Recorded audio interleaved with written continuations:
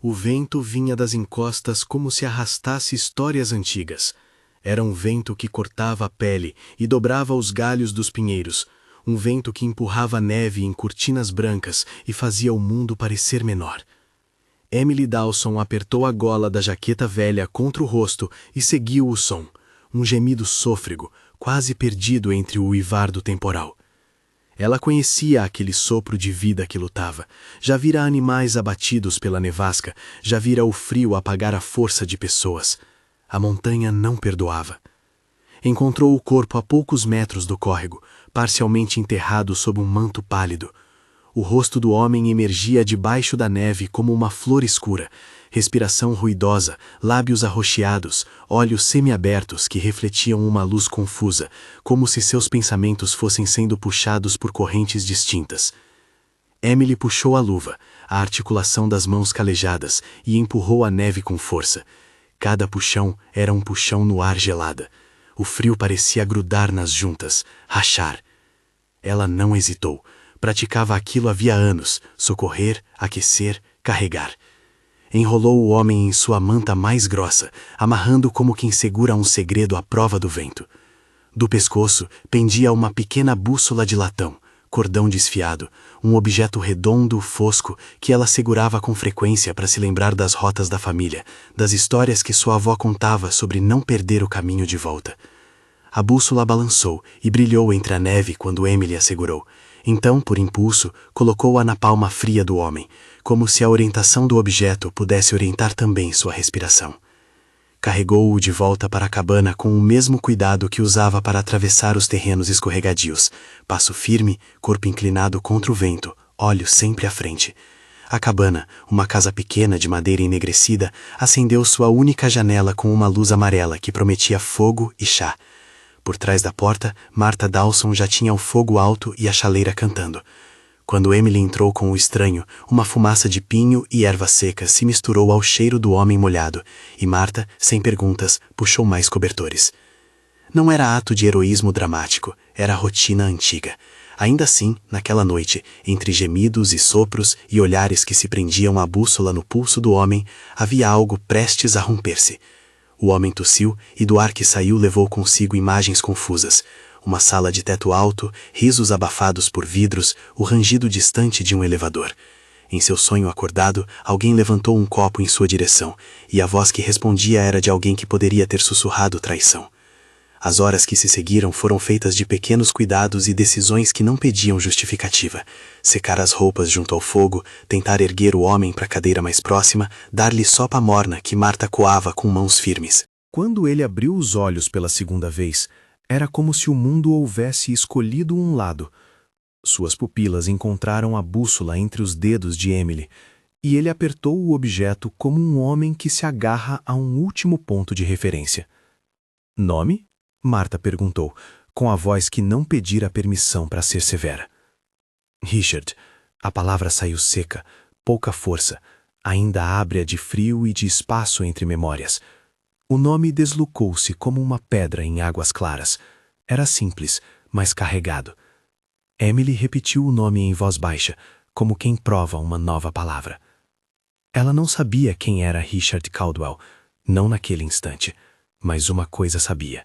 Alguém naquela planície precisava de cuidado, e ela era quem tinha mãos para isso. A bússola voltou a girar em silêncio sobre a mesa de madeira, e Emily a pegou de novo, tocando seu metal com um gesto de juramento. Mantê-la por perto era manter uma rota, não só para o homem, mas para ela mesma, para a promessa de não abandonar quem chamava por ajuda. O mundo fora da cabana continuou a rugir a neve, mas dentro, a vida se organizou em pequenos rituais. Havia lenha empilhada e um bloco de mesa risonho de ingredientes simples, cenoura, batata, um pedaço de toucinho que Martha ralhava com a língua.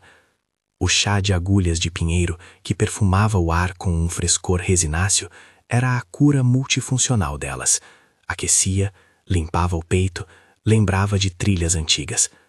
Richard, quando conseguiu sentar-se, mostrou-se desajeitado nos gestos cotidianos, interessado, mas desconectado de habilidade manual.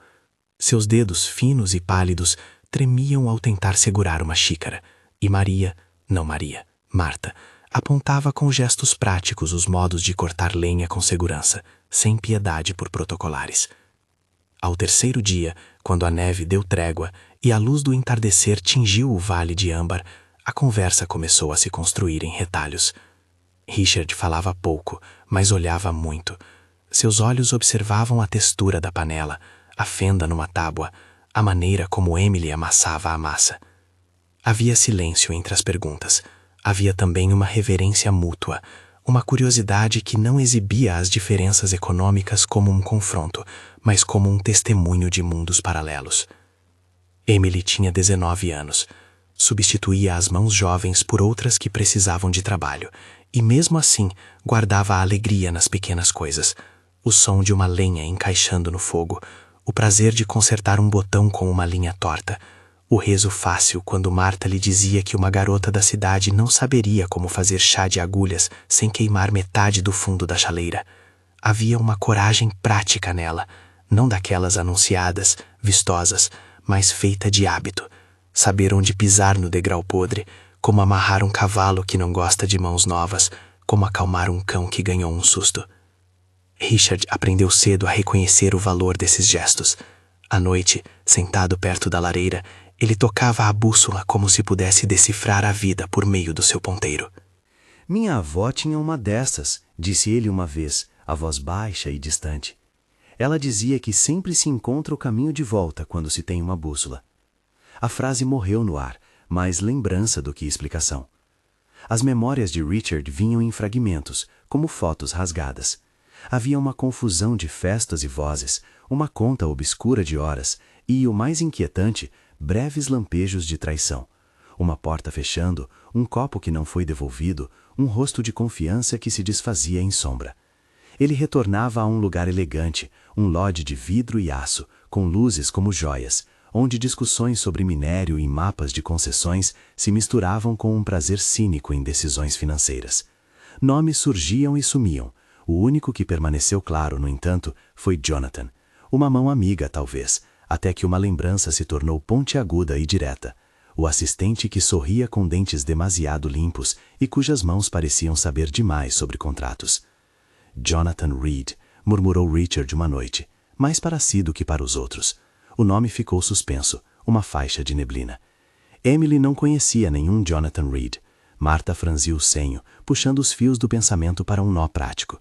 Se tem alguém querendo se aproveitar, homem rico ou pobre, o mundo fora é assim mesmo. Aqui não. Mas a pergunta que ecoava era outra. Por que um homem como Richard havia acabado ali, esquecido na neve, sem mapas, sem pressa? Não havia sinais de luta aparente. O que havia, às vezes, era o silêncio de escolha, a sensação de que algo havia sido deliberadamente deixado para trás. Havia detalhes menores que se transformavam em pistas. Um botão de punho quebrado num bolso rasgado, fios metálicos enroscados como se algo tivesse sido arrancado, um cartão de visita que apareceu só depois de uma busca mais cuidadosa, preso dentro do forro da jaqueta, com letras foscas e um nome por extenso, Caldwell Group. O cartão tremulou na mão de Richard como se fosse um pedaço do passado que se recusava a queimar. Quando ele pronunciou o sobrenome pela primeira vez, a voz soou mais humana, menos um sopro confuso. Caldwell, repetiu, como quem saboreia e teme a palavra. Richard Caldwell. Era como se a identidade, pronunciada, lhe desse casco para navegar melhor nas ondas interiores. Emily, ao ouvir aquele sobrenome estrangeiro e pesado, teve um curto momento de contemplação. Alguém com aquele nome situava-se longe de suas ruas de terra, de suas fogueiras comuns.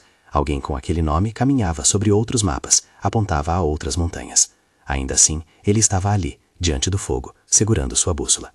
Os dias seguintes foram uma sucessão de ensinamentos simples. Richard aprendeu a afiar um machado sob a supervisão direta de Marta, cortou lenha pela primeira vez até que a dor nas mãos se transformou em calo, aprendeu a identificar rastros de cervo e onde não pisar se quisesse sobreviver ao inverno sem se ferir.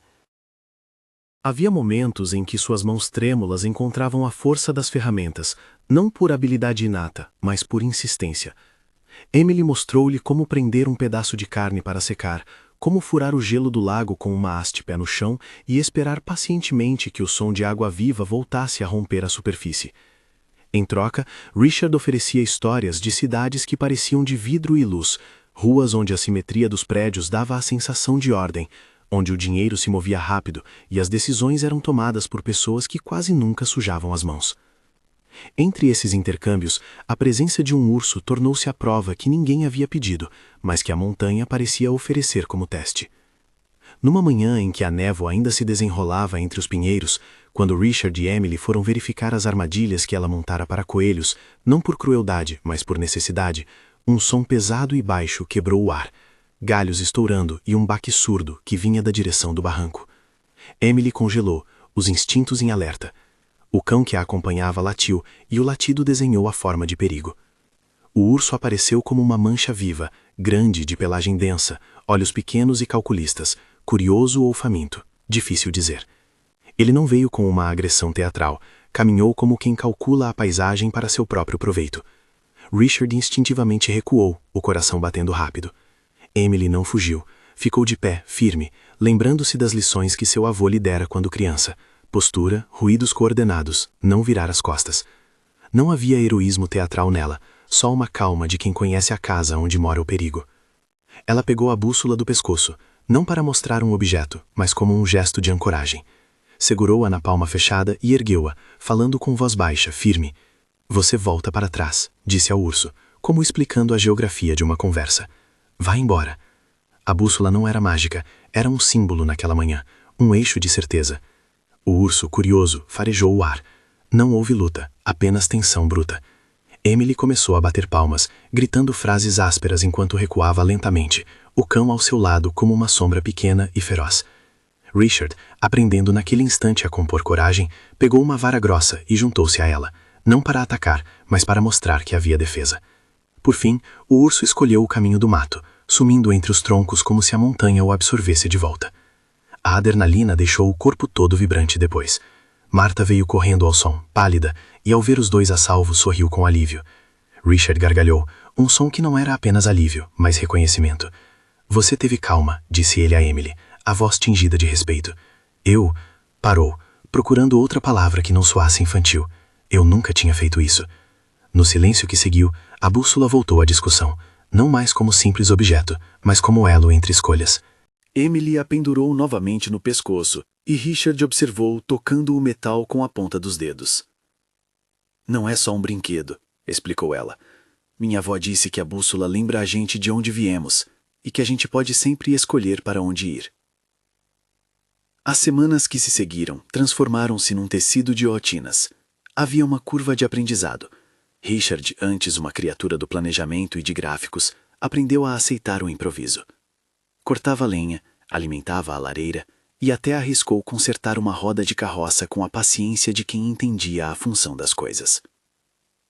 Ele trazia consigo uma inquietação, cartas de memória que vinham em fragmentos, a sensação de que alguém havia raspado suas coisas do presente e as jogara para fora. Um dia, ao remendar uma jaqueta rasgada, encontrou um pequeno bloco de papel, dobrado com pressa, que continha um número de telefone e uma sigla, Caldwell Holdings. O coração dele apertou. Havia uma cola pegajosa ainda grudada no papel, como se tivesse sido retirado apressadamente de um estojo. A visão do nome trouxe à tona algo ainda mais incômodo, um lampejo, numa noite em que ele se lembrava do barulho de cristais e do sorriso de um homem em ternos claros. Jonathan. O rosto de Jonathan emergia nos sonhos de Richard, sempre na penumbra, sempre com um olhar que podia ser de lealdade ou de cálculo. Não era apenas uma acusação reconhecível, era uma sensação de ter sido manipulado. As peças não se encaixavam perfeitamente, mas havia direção o suficiente para criar suspeitas. Jonathan, o assistente brilhante, o homem sempre ao lado do poder, parecia ser o tipo que havia aprendido a abrir portas e impedir que as outras se trancassem. Emily escutava essas falas à beira da lareira, ora sorrindo com leve incredulidade, ora franzindo o senho. Ela não odiava os ricos por princípio, conhecia pessoas com posses que eram compreensivas e gentis. O que a inquietava, porém, era a ideia de que alguém pudesse chegar ao ponto de abandonar outro homem na neve por ambição. Ali, naquela casa pequena, a justiça era algo mais imediato, o cuidado, a verdade nua e crua das ações. Se alguém tinha sacado vantagem de Richard, então ele deveria saber que há mundos onde o gesto de devolver compensa mais do que a pilhagem. As perguntas continuavam. Como chegar a ele ali? Quem era exatamente Jonathan Reed? O que havia sido tirado? Por que a neve naquela noite o acolhera com frieza em vez de levá-lo para a cidade mais próxima? Haviam pequenos indícios que cresciam em conjunto. Um bilhete amassado no bolso com anotações financeiras, uma fotografia cortada, um frasco vazio de um remédio cujo rótulo tornava as letras quase ilegíveis. A suspeita de envenenamento ficou no ar, não como acusação aberta, mas como sombra que se encolhia e se expandia conforme as lembranças de Richard aceitavam formas. Por alguma razão, o mistério parecia mais insondável por não ser imediato. Havia também a questão da reputação pública que surgia por trás do nome de Caldwell, o tipo de nome que fazia reportagens e abria manchetes. Martha, com a sua língua reta, dizia que se tratava de problemas do mundo grande, e que ali, naquela casa, o que importava era quem era bom de coração. Emily, por seu turno, observava Richard com olhos que não queriam a complexidade do passado social dele. Ela queria apenas saber quem era ele agora, diante da colher molhada e do fogo, se poderia aprender a fazer um nó, e se lembraria, no momento certo, de retribuir. Certa madrugada, quando a lua pousava rente às encostas e um silêncio pesado cobria os telhados, bateu um som estranho na porta. Um trenó com um mensageiro que conhecia a trilha. Um homem de capa curta que, ao ver a cabana, puxou as rédeas e apressou o passo. Chegou uma carta, disse ele, entregando um envelope lacrado com selo oficial. O nome embaixo do selo fez as mãos de Richard tremerem. Caldwell Estate. O coração dele bateu uma vez, forte como um sino. Ele pegou o envelope com dedos que pareciam mapear novamente o próprio destino. Dentro havia apenas uma linha curta. Retorne ao Lodge para tratar de assuntos urgentes. J.R. O rabisco era frio e direto. Jonathan Reed assinava com iniciais o que poderia ser um convite, ou uma ordem. A letra era quase um convite humorado, uma mão de negócios que assumia a neutralidade. Emily viu o homem mudar diante dela. A culpa, a confusão, o medo e uma determinação que parecia surgir de algo que estava sendo lembrado não pela cabeça, mas pelo corpo. Ele olhou para a bússola no pescoço de Emily como se buscasse um conselho. Ela tem razão, disse Richard num sotaque que tentava explicar o absurdo. A bússola lembra onde a gente pertence. Talvez eu precise voltar e acertar contas. A voz que dizia acertar contas não era a voz triunfante da vingança. Era a voz cautelosa de quem sabia que havia coisas a resolver que não se deixavam como estavam. Emily sentiu algo apertar o peito. Havia dentro dela um desejo de que ele ficasse, que o mundo grande se mantivesse um rumor distante, que a vida simples os mantivesse livres de perigos sofisticados. Ao mesmo tempo, entendeu que havia demônios que só se enfrentam no lugar onde foram criados. Escritórios, mesas, contratos com carimbo. Se Jonathan Reed era uma sombra que se estendia até a neve, então ela não podia pedir que Richard a ignorasse. A escolha que se delineava na mesa de madeira diante da lareira era simples em aparência, mas complexa em tecido. Ele girou o ponteiro com o dedo tremendo e observou a agulha apontar para um norte que parecia mais íntimo que geográfico. Em volta, as marcas da sua estada eram visíveis, pegadas que iam da cabana ao galpão, marcas de uma vida que em poucas semanas tinha aprendido a mover-se com outras rotinas. Antes de partir, ele se aproximou de Emily e apertou a mão dela, não como um adeus, mas como um reconhecimento. Volto o mais breve que puder, prometeu. Não era ainda uma promessa de amor. Era uma palavra carregada de responsabilidade, de uma obrigação que pela primeira vez ele parecia disposto a cumprir de verdade. Emily simplesmente assentiu, o rosto sério. Martha lhe lançou um olhar que dizia tudo sem palavras. Cuidarei do que aqui ficou. E no subtexto havia uma advertência. Não espere que os caminhos dos ricos sejam fáceis. Richard abriu a porta com uma mochila improvisada, a bússola pendurada no peito, latão brilhando sob a luz cinzenta. Quando ele se afastou, a cabana encolheu-se numa mancha pálida no vale, e os pinheiros voltaram a guardar o silêncio. O trenó que ele tomara a caminho do lodge fez-se som de martelo contra o gelo. Emily o observou até a última curva da trilha, até que a neve o encolheu como quem retoma um rumor de cidade. A porta da frente ficou fechada por um tempo longo depois. Dentro, Marta voltou às tarefas rotineiras como quem repara um casaco rasgado. Emily, no entanto, não conseguiu retomar o compasso antigo de seu dia a dia. A bússola, pendurada novamente ao seu pescoço, parecia pesar mais do que antes. Cada pequeno tic-tac do ponteiro pulsava com a pergunta que pairava. Quem era afinal aquele homem que agora carregava em suas lembranças a palavra Caldwell e uma promessa ambígua? E, sobretudo, o que Jonathan Reed havia feito para que a neve aceitasse um corpo e o mundo toler-se com indiferença? Algumas tardes se desenrolaram como cartas que aguardam resposta. Elas vinham com notícias pequenas, um mensageiro de passagem, um fragmento de jornal que Marta encontrava na cidade próxima, rumores que as pessoas ouviam, mas que não se atreviam a ligar ao nome dele. Emily, no entanto, sentiu que a história não estava completa, que havia trilhas na neve levando a locais que não deveria explorar sozinha. A bússola no pescoço dela, um presente de avó, tornou-se ao mesmo tempo um lembrete e uma incumbência. Manter a rota que havia escolhido. Lembrar-se de que algumas pessoas, por mais altas que fossem suas torres, precisam de mãos que as tragam de volta.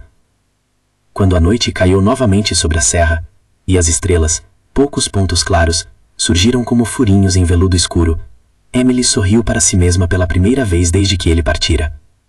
Havia algo de novo em sua respiração. Não era apenas alívio. Havia também uma espécie de esperança que se prendia ao eixo da bússola, como se o objeto tivesse plantado um fio de futuro que poderia, um dia, ligar-se com o rumo de outro homem. Ainda não sabia quão longe esse fio a levaria, nem se precisava partir com ele. Mas sabia de outra coisa. Tinha feito a escolha de não deixar alguém do frio. E por enquanto, isso era mais do que suficiente. A trilha que levava ao lodge era marcada por sulcos antigos, uma estrada batida entre pilhas de neve que brilhavam como vidro. Richard Caldwell voltou à cidade com o rosto mais magro, as roupas ainda cheirando a pinho e lã, e a bússola de latão pendurada no peito como um testemunho silencioso do que o puxava em direções inesperadas. Ao entrar no grande vestíbulo de vidro e aço, a luz mudou de textura. O ar era quente demais, as vozes moviam-se em camadas. Homens e mulheres internos cruzavam corredores que cheiravam a culpa disfarçada de economia. Richard caminhou como quem atravessa um cenário pelo qual já passou, alguém tentando se reencontrar no lugar de antes. Antes de seguir, uma coisa que nem Emily nem Marta sabiam. Quando a história toma um rumo, ela pede atenção. Se essa narrativa está prendendo você, curta e permaneça até o fim. Há reviravoltas que valem o tempo. Ele foi recebido por rostos que sabiam fazer silêncio com perfeição. Jonathan Reed apareceu primeiro com um sorriso calculado, a mão estendida, como se a monta de gelo tivesse derretido para revelar só um repentino viajante inconveniente. Jonathan tinha aquela habilidade de caber em salas onde se decidia metal, minério e reputação. Sorria com a naturalidade de quem registra cada passo alheio como investimento. "Richard", disse Jonathan, com a voz achatada de quem nunca havia respirado neve. "Que bom que voltou. Coisas urgentes nos esperam." Havia um convite contido na palavra, uma etiqueta que poderia ser cordialidade ou armadilha. Richard sentiu uma dor aguda de memória, o vazio nas lembranças, a sensação de ter sido contornado. Ainda assim, a bússola no peito lembrava-lhe de uma regra antiga: norteia-se por princípios, não por urgência. Ele foi levado a uma sala onde a luz era feita de vidro e mesas grandes. Painéis mostravam mapas, números e linhas que traçavam posses subterrâneas. Alguém chamou uma reunião privativa com o conselho. Era ali que as coisas poderiam ser escondidas ou desfeitas. A sala cheirava a café e ambição. Havia um clima de normalidade que exigia decifração.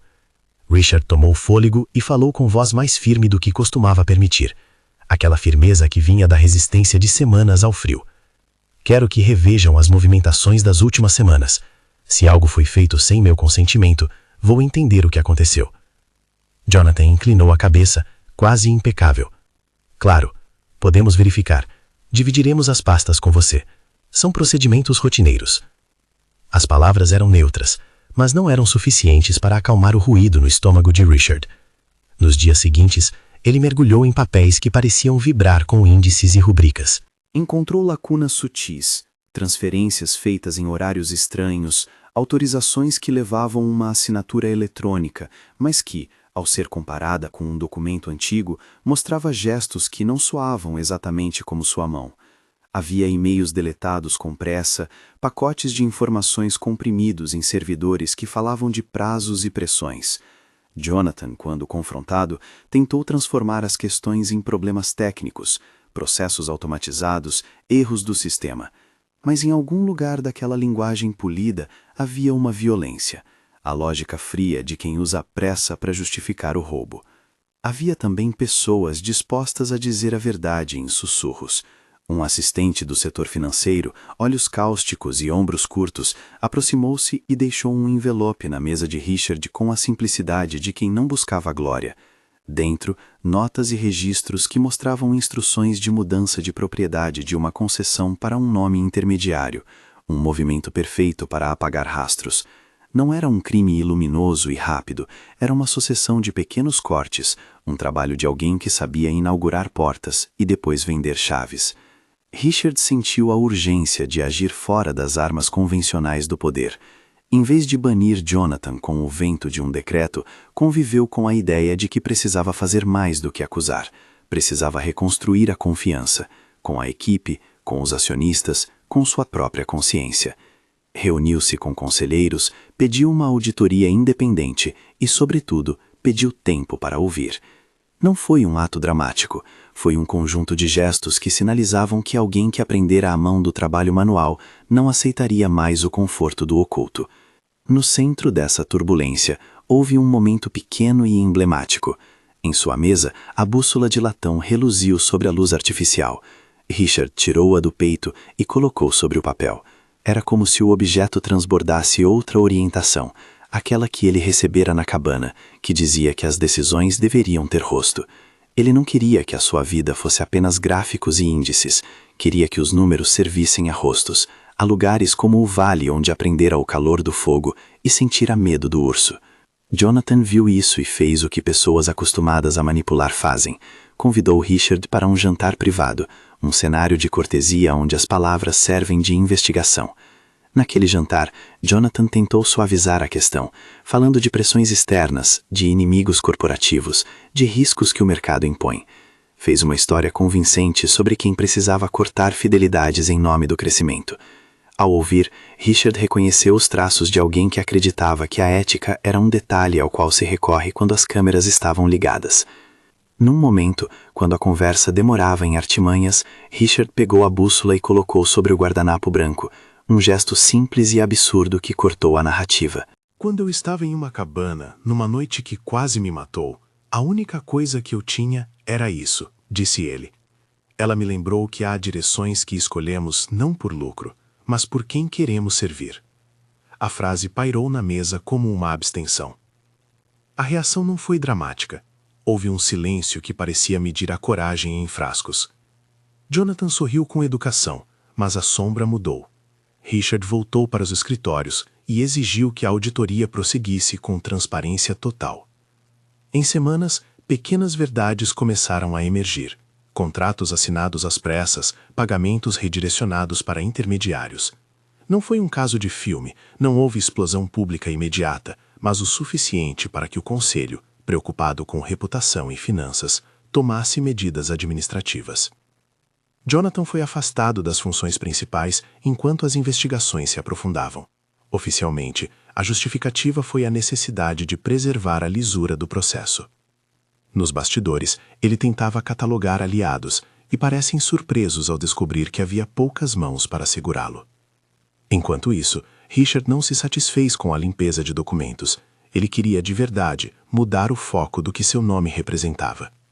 Ao invés de distribuir somas que apagassem a culpa, pensou em algo mais lento e mais incansável.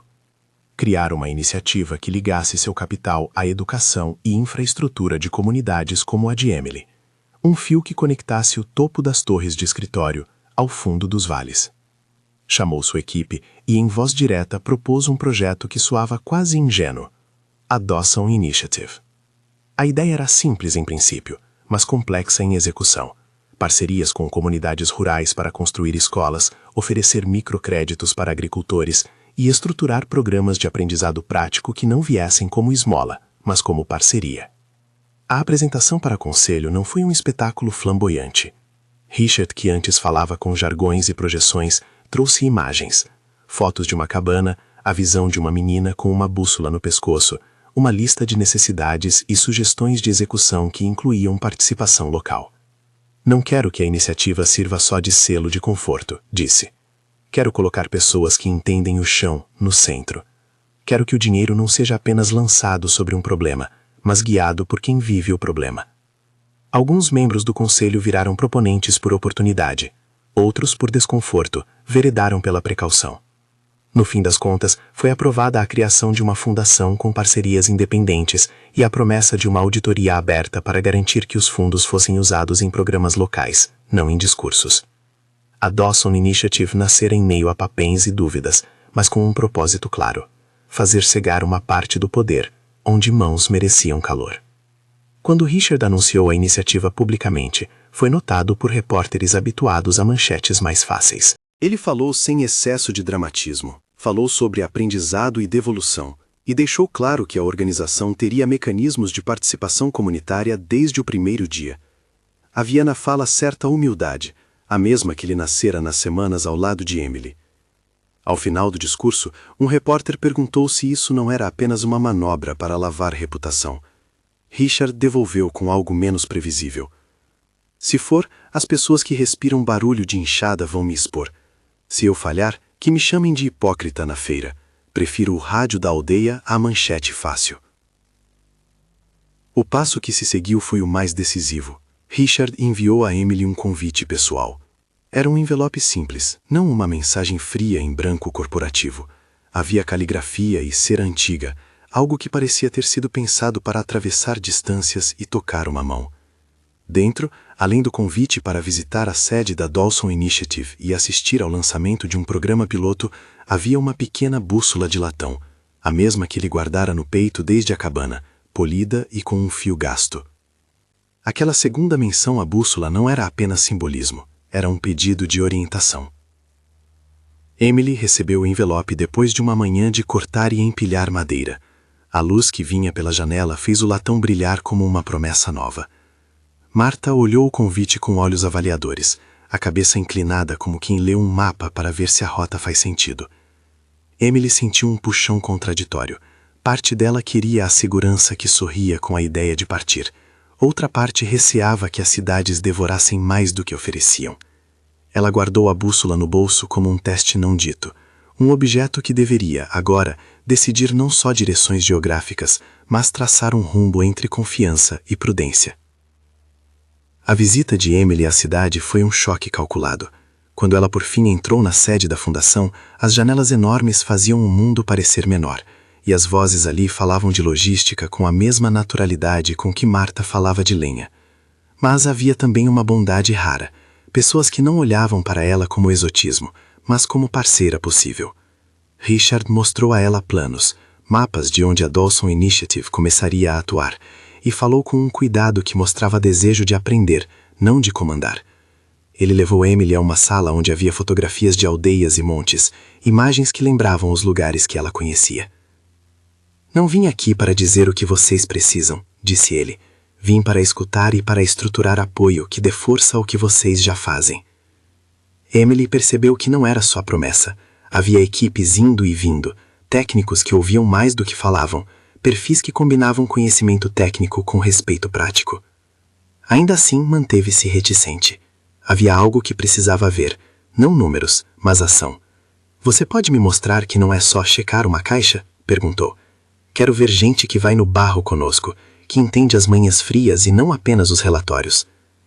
Ele não respondeu com palavras apenas.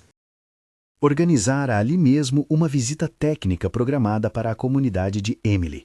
Enviou profissionais, poderia ter contratado gente que reagisse com paternalismo, mas preferiu levar técnicos que já haviam passado tempo em aldeias, que sabiam a forma de ouvir e a maneira de entrar com respeito. E mais, no lançamento público da Dawson Initiative, Richard anunciou que parte da equipe central incluiria líderes de comunidades convidadas para a governança, uma medida de descentralização real, não apenas simbólica. A prova prática foi o que se seguiu. Ao invés de apenas convidar Emily a passar alguns dias na cidade, Richard sugeriu que ela viesse liderar um projeto local com autonomia. Quero que você decida o que é urgente aí e que possa fazer com apoio real. Era um gesto de confiança, mas Emily sabia que confiança sem prova era palavra leve. Ela aceitou com condição. Ele precisaria mostrar que se comprometia de fato, não apenas por contrato, mas por presença. A cidade, para Emily, foi estranha e iluminada demais. Andar pelas ruas altas lhe deu vertigem. As pessoas pareciam se dividir entre olhares neutros e curiosos. Ela permaneceu firme, e todos os olhares não a transformaram. Richard, por sua vez, passou por um processo que não admite atalhos. Começou a dividir seu tempo mais equitativamente, entregando funções executivas a uma equipe que provasse competência e integridade. Não era uma renúncia dramática de cargo, foi algo mais profundo. Ele criou um conselho consultivo independente para as ações filantrópicas e transformou parte dos lucros em fundos geridos por grupos locais. Pessoas que antes não decidiam, agora tinham voz. Em uma manhã chuvosa, já com a Dawson Initiative em operação, houve um novo episódio que testou o caráter de Richard. Jonathan tentou uma última manobra, não violenta, mas de ruído. Fez circular rumores, procurou aliados para questionar a seriedade da iniciativa, insinuou que tudo era fachada. Essa foi uma de suas táticas, desacreditar com palavras, multiplicar dúvidas. Mas Richard reagiu de uma maneira que espantou mais quem esperava uma vingança. Convidou Jonathan a uma reunião pública onde explicaria os mecanismos de governança e permitiu que a imprensa assistisse. Jonathan, sem espaço para manobrar, viu-se diante de transparência que cortava suas sombras. Naquele mesmo dia, fora da cidade e do ruído, Emily observava o inverno arder em prados mais frios e pensava na oferta que lhe haviam feito. Havia também a demanda de sua comunidade, um celeiro a consertar, um poço a limpar, crianças a quem ensinar pequenas leituras do mundo. Quando Richard voltou novamente à montanha, desta vez não como um homem salvado, mas como alguém que trazia um mapa de possibilidades, Emily colocou a mão na bússola que ele lhe devolvera. "Prove-me que fica", ela disse simplesmente. "Traga sua vida para o lugar onde eu vivo por um tempo. Mostre que entende o trabalho sujo e a alegria que vem junto." Ele aceitou sem grandiloquência.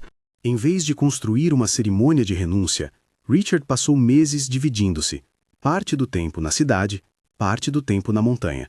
Trabalhou ao lado de agricultores, mediu sapatas de pontes, aprendeu a consertar uma bomba d'água que quebrara o velho poço e atendeu reuniões com conselhos comunitários como um igual, e não como um doador distante. Esses atos, repetidos, falaram mais alto do que qualquer discurso.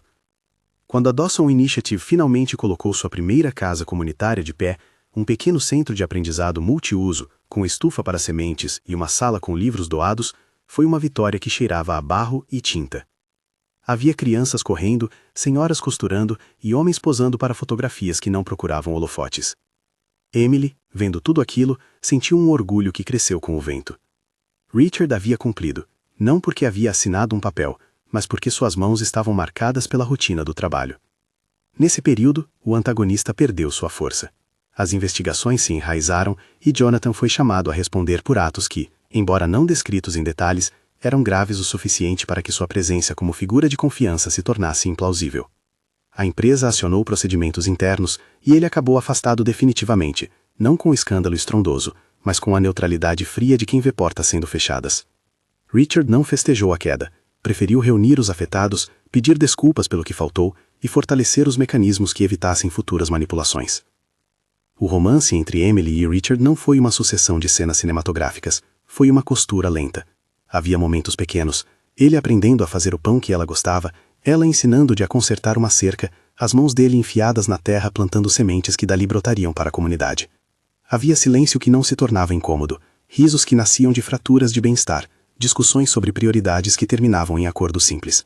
O amor naquela margem se tornou menos um fogo súbito e mais um calor que se espalha devagar. Chegou o momento da prova final. Não foi uma cena de tribunal, nem um discurso em praça pública, mas sim uma decisão íntima. Richard propôs que dividissem suas vidas não como um sacrifício unilateral, mas como um arranjo de pertença. "Posso continuar a trabalhar na empresa", disse ele, "mas quero que metade do tempo e de minhas decisões estejam aqui. Quero que a Dawson Initiative seja parte do meu dia a dia, e não apenas um selo no meu nome." Emily sabia que isso significava aceitar uma vida que seria às vezes de idas e vindas. Exigiu, porém, algo que não queria em contrato: presença de verdade, viagens de trabalho partilhadas, noites de frio divididas à lareira. Ela propôs um teste simbólico, uma referência à bússola que acompanhava os passos dos dois desde a noite do resgate. Se for para ficar, disse ela, traga-me esta bússola e vamos juntos escolher o lugar onde construiremos algo que dure. Não prometo o que não posso garantir, apenas que se a bússola apontar para o norte e nós estivermos de acordo, então é para lá que iremos.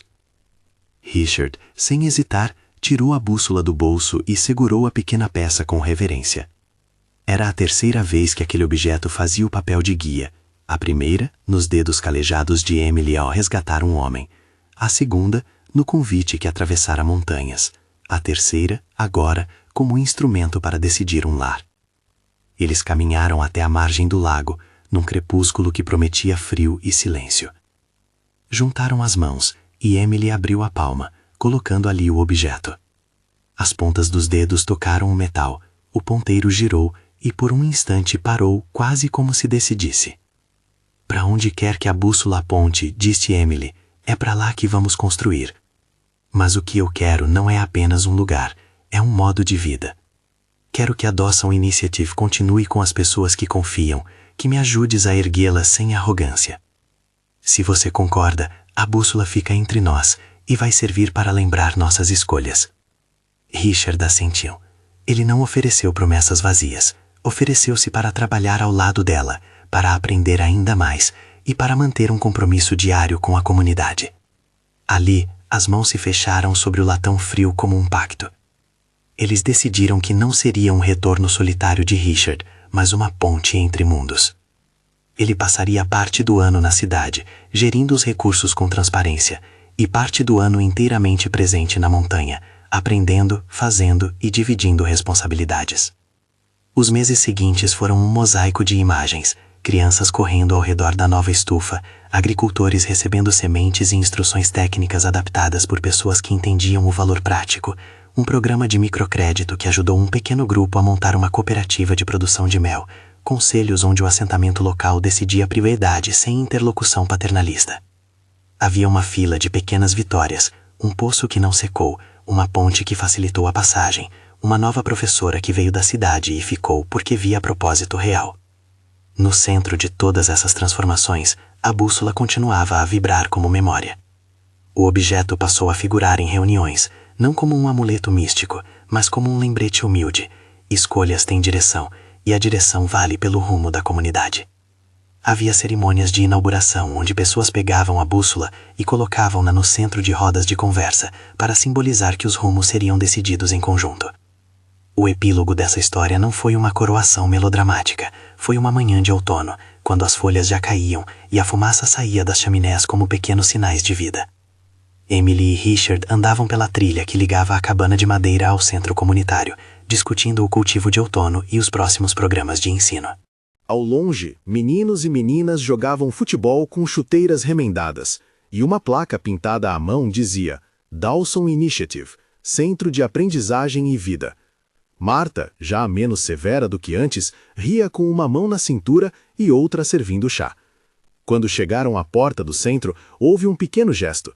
Richard abriu a mala e tirou uma nova bússola, desta vez com um fio de couro tingido e o símbolo da fundação gravado. Entregou-a a Emily com um sorriso que não buscava aplausos. Para lembrar que o caminho não é minha nem seu, é de todos que por aqui passam, disse ele.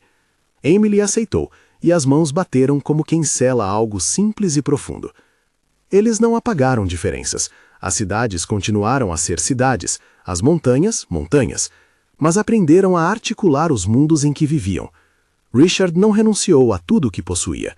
Escolheu, em vez disso, repartir seus recursos e responsabilidades. Emily não aceitou se tornar a esposa do bilionário. Ela continuou a ser líder local, com voz e decisões próprias. Juntos, criaram uma ponte que não se sustentava sobre caridade, mas sobre compromisso mútuo. No fim, a história voltou para o que sempre fora essencial. Uma menina pobre que salvou um desconhecido numa noite de neve, um homem que, ao ser salvo, reencontrou compaixão e um novo norte. Uma bússola que fora muito mais do que metal e vidro. A transformação não foi instantânea, nem perfeita. Houve tropeços, ajustes, desconfianças.